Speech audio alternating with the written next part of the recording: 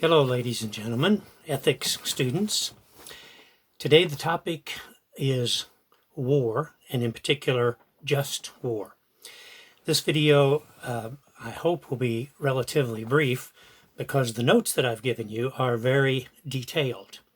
There are some general points which you'll notice. Again, you'll notice here that the classical realist position differs from that of Hobbes in terms that it considers our natural condition to be peace, not conflict and war, as Hobbes says. Now, is it true that war is an evil? Yes, war is a physical evil in the category of tornadoes and floods and fires and so forth. But war in this position is not intrinsically evil. That is to say, war is not evil in itself. Were that to be the case, it would be morally required that we be pacifists.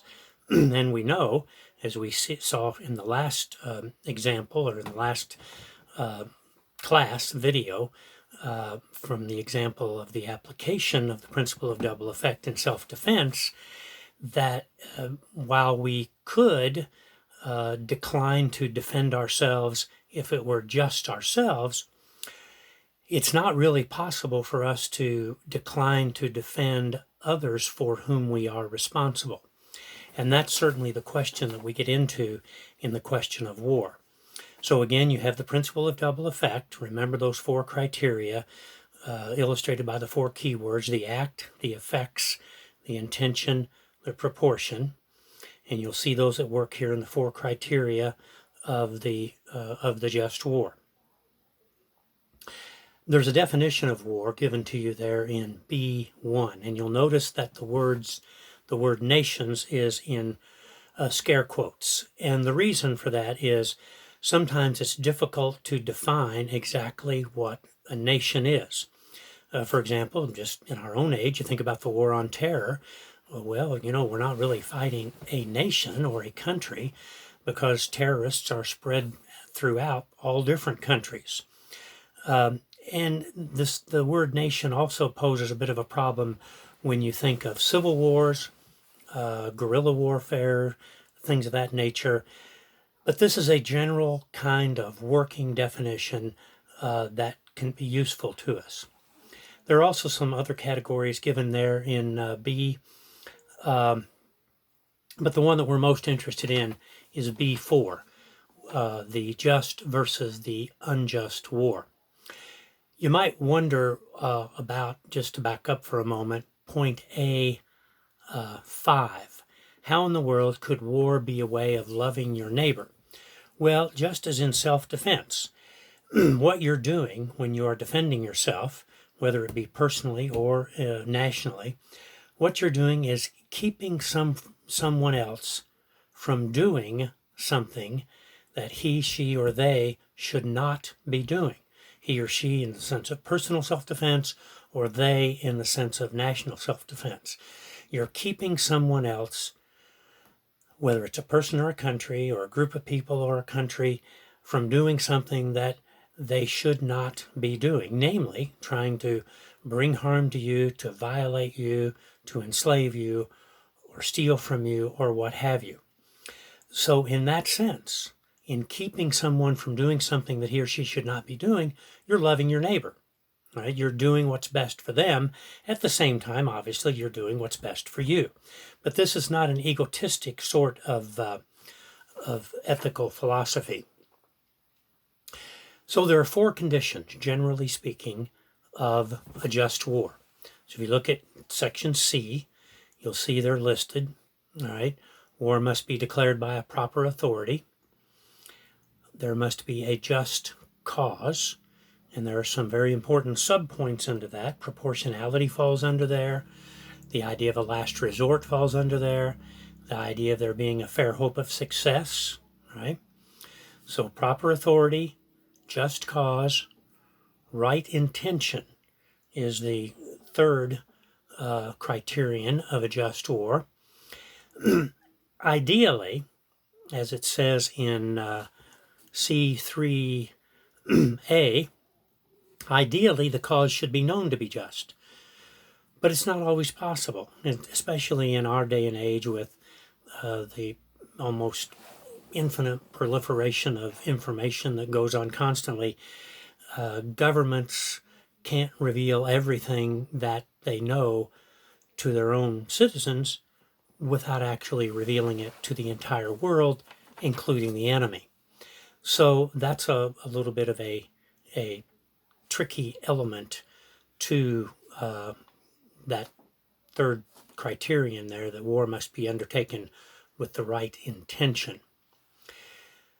Fourthly, the fourth general condition of a just war is that war must be undertaken and only right means used. The general principle there is that you cannot do evil that good may result. All right? So that's the criterion of the principle of double effect that says that you can't get the good effect by means of the evil effect. In this consideration, I've put there in D1 what is probably a little bit more general idea, terms which you will hear throughout the rest of your life: jus ad bellum and jus in bello. It's I-U-S, it's not J-U-S. There is no J in Latin, and those are Latin words. Jus, or justice, or the right in the movement towards war. Ad means towards, so jus ad bellum, justice or right moving towards the war. And then you have jus in bello, and that's what the fourth criterion is. The right means this is justice or right in the conduct of the war. So it rules out the idea that all is fair in love and war. That is not the case. You not only need to come to the decision to go to war by means of just considerations, but when the war is being engaged in, it must be engaged in a just fashion. That obviously doesn't mean that you're not going to try to kill people, because that's part of what war is. That's part of what war involves. That's unavoidable. And again, just as we saw in self-defense, there are two positions that can be taken, or there are two opinions about what the right position is. Is the killing in war direct, or is it indirect? Some maintain it's direct, and that's okay because of the collision of rights which is involved. Some maintain that it's indirect because what the main object of your action is, what your main immediate goal is to defend your country.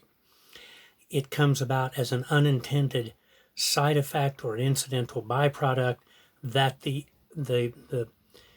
enemy gets killed along the way.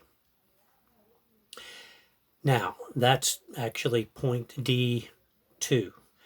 There are many other considerations in the conduct of war, one of which obviously is bombing, and you can see some various points there with regard to that, and the notes are fairly detailed. One of the problems that we run into is, what if the target that needs to be hit is located in a primarily residential area? Does that rule out attempting to hit that target? Now, the deeper we descend into the details, the more difficult it becomes to make an accurate judgment. So the answer to that is going to have to be, whether we like it or not, sometimes yes and sometimes no. Sometimes yes, we do have to hit that target, even if it's in a predominantly residential area, even if the leaders who are trying to take out are having Thanksgiving dinner with their families. But sometimes the answer will be no. Sometimes the answer will be no for various reasons. One might be that we can likely get another shot at a different time when family members and other non-combatants are not present, and so forth. So there are many ethical details that need to be taken into consideration when we consider not just that particular element, but the element of the right use of means in general. Who is a combatant and who is a non-combatant? Again, we have a scale, right? The little old lady in the nursing home is clearly a non-combatant, and the soldier on the field is clearly a combatant.